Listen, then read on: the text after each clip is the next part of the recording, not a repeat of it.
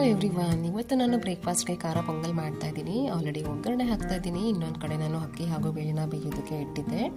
ಅಷ್ಟರಲ್ಲಿ ಪಾಪು ಎದ್ಲು. ಅವಳಿಗೇನೋ ಕನಸು ಬಂದಿತ್ತು ಅನ್ಸುತ್ತೆ, ಅದರಲ್ಲಿ ಅಮ್ಮ ಬಂದಿತ್ತು ಅಂತೇಳಿ ಅದನ್ನೇ ನನಗೆ ಎಕ್ಸ್ಪ್ಲೈನ್ ಮಾಡ್ತಾ ಇದ್ಲು. ಅವಳನ್ನ ಸ್ವಲ್ಪ ಹೊತ್ತು ಆಟ ಆಡಿಸಿ ಅವಳಿಗೆಲ್ಲ ಹಾಲು ಕೊಡಿಸಿ ನಾನು ಹಾಗೆಯೇ ಒಂದೇ ಕೆಲಸ ಮಾಡೋದಕ್ಕಿಂತ ಜೊತೆಗೆ ಇನ್ನೊಂದು ಕೆಲಸ ಮಲ್ಟಿಪಲ್ ಟಾಸ್ಕ್ ಮಾಡಿಬಿಟ್ರೆ ಬೇಗ ಬೇಗ ಕೆಲಸಗಳು ಮುಗಿಯುತ್ತೆ ಅಂತೇಳಿ ಪಾತ್ರೆಗಳನ್ನೆಲ್ಲ ನಾನು ಸಾರ್ಟ್ ಔಟ್ ಮಾಡಿಕೊಂಡು ಅದ್ರ ಜಾಗಕ್ಕೆ ಇಟ್ಬಿಡ್ತಾ ಇದ್ದೀನಿ. ಹಾಗೆಯೇ ಇನ್ನೂ ಪ್ರೆಷರ್ ಹೋಗೋದಿತ್ತು. ಅಷ್ಟರಲ್ಲಿ ನಾನು ಕೌಂಟರ್ ಟಾಪೆಲ್ಲ ಕ್ಲೀನ್ ಮಾಡಿಕೊಂಡು ಬಟ್ಟೆನ ವಾಶ್ಗೆ ಹಾಕೋಣ ಅಂಥೇಳಿ ವಾಶ್ಗೆ ಹಾಕ್ತಾಯಿದ್ದೀನಿ.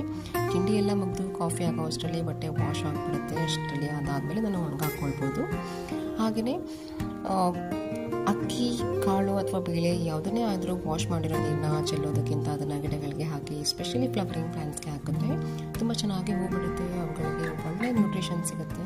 ಇದನ್ನು ನಮ್ಮಮ್ಮ ಮಾಡ್ತಾಯಿದ್ರು, ಅವರಿಂದ ನಾನು ಕಲಿತೆ. ಇಷ್ಟು ಹೇಳಿ ನಾನು ಇವಾಗ ಮುಗಿಸ್ತಾ ಇದ್ದೀನಿ. Thank you, bye bye, take care.